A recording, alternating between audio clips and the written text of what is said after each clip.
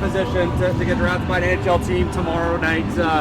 What's kind of going through your guys' minds first? I guess, LeeAnn, we'll start with you.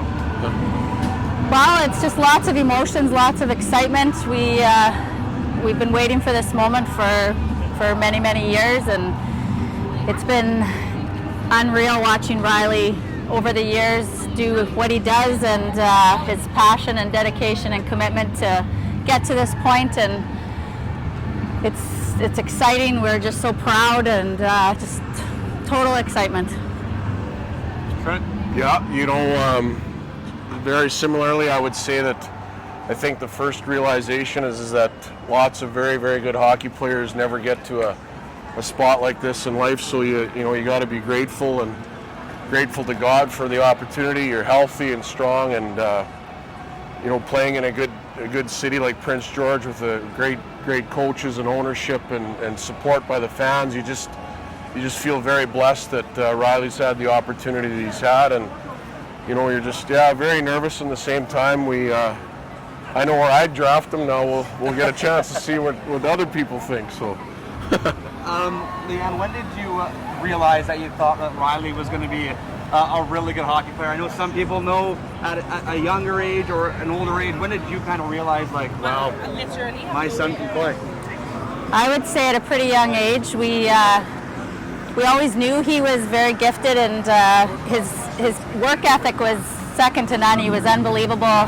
You never had to tell him to get up in the morning for 6 o'clock practice. He wanted to be the first one there so he could get on the ice and work out before anybody else. And I think probably when he was about 8 years old, his grandpa and I got to take him to Banff for a tournament, and I think that was the moment that we kind of realized, wow, he's got it. And from then on, it's just been, like I said, I admire him. He's my hero, the way he puts in the time and effort, and he's so dedicated and committed. And so I just knew he had it in him, and it's been exciting to watch.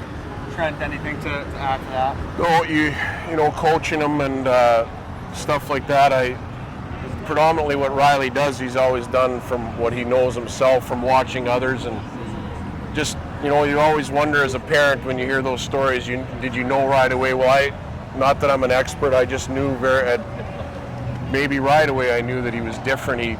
He always played better with older players, and sometimes led older players, and just had a different feel, and never ever once had to tell him to practice. If anything, he'd just get grumpy if you tried to get him to take a day off or anything, on game days, even getting up and being at the rink and practicing in the morning on a game day, even in minor hockey. And people would say, man, you're burning him out. And never once did I ever tell him to practice. So, when you see those things where they have a passion to learn and then they have a relentless work ethic, well, then you know that there's something special there, I would say. I know it seems way easier than maybe it actually is for a 15-year-old kid to get drafted and then move pretty much across Western Canada. A kid from Saskatoon to go all the way to Prince George.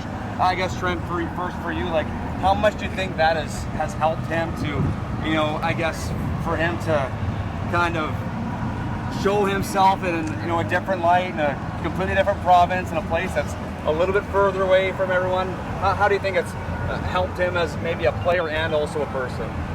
I would say in every way, and as a man, I truly believe he's a man now. Certainly when he left, I think Mark said when he was coming that, he'll leave home as a kid and he'll return home as a man, and that's what's happened already. And of course that takes great coaches and people to help your son do that, eh? And so he's had that mentorship there, and he's taken it. He's every time he has an opportunity, he's been given lots of opportunity. We're very grateful for that, and I think that the distance, to be away from home, the old weaning has happened, and I think that's necessary. If you want to be a hockey player, you certainly got to deal with homesickness, and so, Prince George is his home now. He always talks about returning home. Well, that references Prince George. He's not referencing Saskatoon when he says that, so that's a great thing. I personally, I don't know that I would have believed that he would have referenced Prince George as his home. Like, obviously to play there for sure, but he loves the city, he loves the people there, everybody, his buddies, his team, it's his family, and yeah, it's just, he's changed, and he's definitely a man now, so we're very excited to see where that'll lead, because that is all, as you know, is required to make the next step, eh? Lastly, before we wrap this up, I remember talking to Riley a couple weeks ago about the trip to Nashville and how the draft's here in Nashville, and he said, well, my mom and sister were kind of leading the way for the trip prior to the draft. How have you guys enjoyed being in a completely different place from Western Canada to be here in Nashville for the for the NHL draft? It's been amazing. I'm so happy we were able to come a little bit early as a family and get to see the city and do a few things together, and it's been everything I thought it would be, and things are really starting to sink in now and get real. It's exciting, and it's a great place to have a draft, so I'm happy we got to be a part of it here.